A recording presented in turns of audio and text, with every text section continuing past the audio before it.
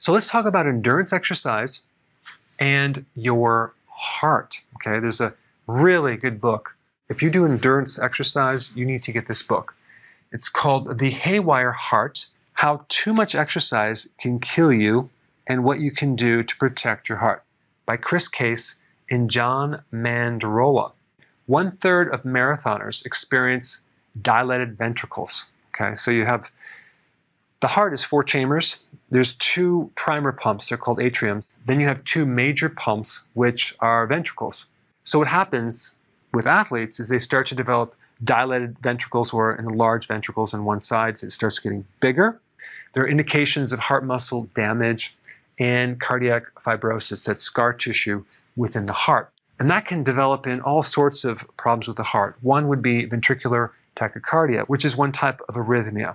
It's kind of a short circuiting. What the authors talk about in this book is mainly doing exercise for over 1 hour every day, sustained endurance exercise, 5 days a week, week after week after week. What happens is it creates structural and functional changes within the heart. Now, because the heart is becoming stronger and more efficient, and it pumps out more work and oxygen, the heart rate comes down. And that heart rate can come down from a normal heart rate, which is like 72, to 60, to 50, to 40, to sometimes even 30. Because the heart doesn't have to work that hard, everything is very, very slow. Okay, and that's healthy, right? Well, what happens is you also get cardiomegaly. So the actual size of the heart can get bigger. One side of the heart can become bigger than the other side, depending on certain variables. And the name for something getting bigger is called hypertrophy. So the problem is having an imbalance from the left side and the right side. Because the heart has various things in it that create rhythm, they're called pacemakers. You have 2 primary pacemakers, but you also have a backup system and even another backup system. I don't want to get into the details of that, but you just need to know that there are certain pacemakers of the body that are all supposed to be coordinated.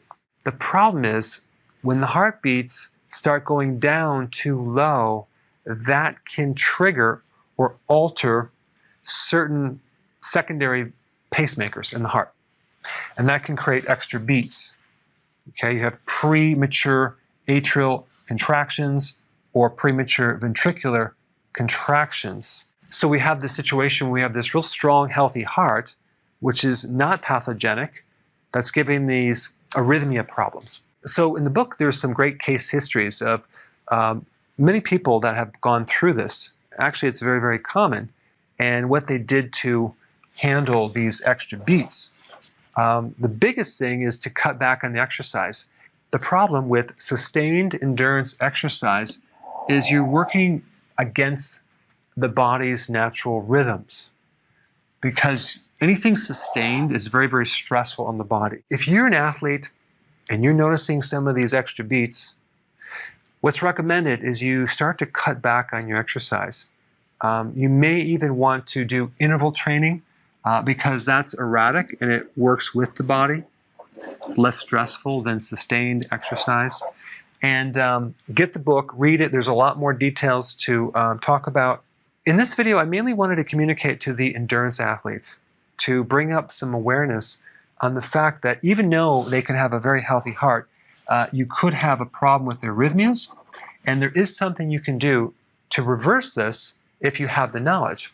I'll put a link down below of this book. Check it out, and thanks for watching.